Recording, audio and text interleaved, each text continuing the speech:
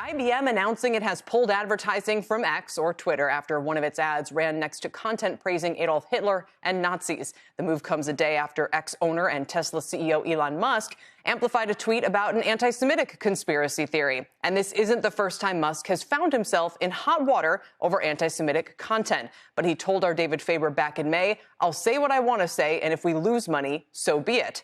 X, for its part, says it has taken steps to improve its brand safety and suitability controls on the platform. Its head of business operations telling the Wall Street Journal that X is, quote, not intentionally placing a brand actively next to this type of content, nor is a brand actively trying to support this content with placement. Nonetheless, ad revenue has declined every month since Musk bought Twitter back in October of last year. According to ad analytics firm Guideline, revenues have fallen at least 55% year over year the past 13 months, with the steepest drop being a 78% decline last December.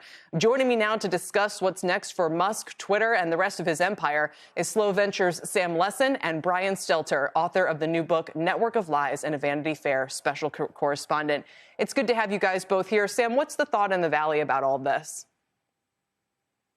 I mean, isn't it kind of business as usual? Like, I think it's really disappointing to see these words from Musk. Musk has a history of saying some pretty outlandish and pretty awful things. I think the reality is that he owns Twitter outright.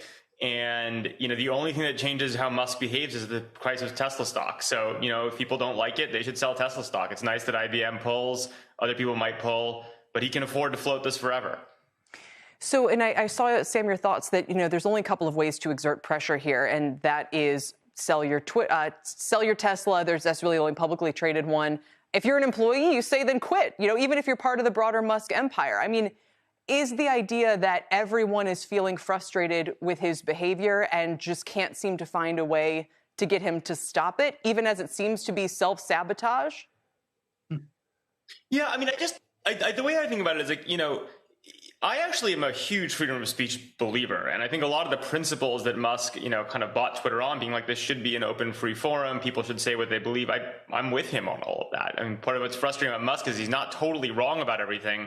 But I think part of the, the unintended calculus there is you empower a voice who says some pretty terrible things all the time, with very little sense of consequence.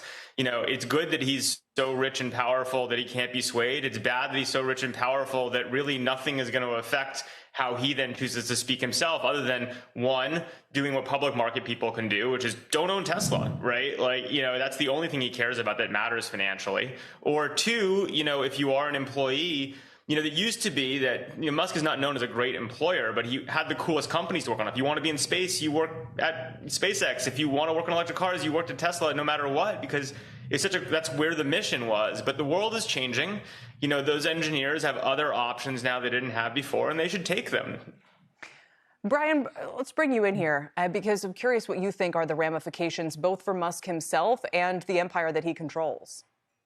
It's death by 1,000 cuts, at least reputational death by 1,000 cuts. If you weren't horrified by the last thing, you're going to be horrified by the next thing. That's the reality for Musk now in the court of public opinion. But he seems to only care what his far-right friends on X think. He doesn't seem to care about that wider audience. I think your banner a moment ago asked an interesting question. It says it right now. Can this platform ensure brand safety? And the answer is clearly no, absolutely not. And I think that has to be internalized still by some of these companies. Yes, IBM's pulled. My reporting indicates some other companies are reevaluating those advertising decisions. But you know what? A lot of people, a lot of companies are still posting. They're still providing free raw content for Elon Musk. And it was interesting today when the European Commission came out and said, we're advising folks not to be advertising right now. We're pushing in a different direction. What was X's response? Hey, looks like your accounts are still posting on X. So I think that is the point of tension here, among others.